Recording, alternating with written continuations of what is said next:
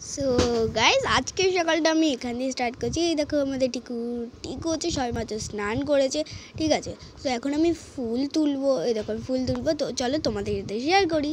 এই দেখো ফুল গাইজ, খুব সুন্দর ফুলটা এখানকার। সো গাইজ মা আমাকে ফুল তুলতে দেয়নি, কারণ কি বললো, ওটা রোদে নাকি আমি তুলতে পারবো না, তাই। আর এই দেখো আমাদের বাড়ি বালি এসছে, ঠিক আছে। বালিতে মুটি না, আমাকে বকা দেয়, ঠিক আছে। তো এখন দেখো সন্ধ্যা হয়ে গেছে আর আমি একটু বসেছি, আমাদের মাল এসছে। তো চলো তোমাদের সাথে সেটা দেখাই। মাল মানে হচ্ছে যেটা আমার মা কাজ করে সেটা। এই দেখো ম্যাজিক।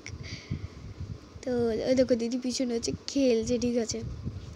আর দিদি এগুলো নিয়ে খেলছিল, সেগুলো তোমাদের দেখাই।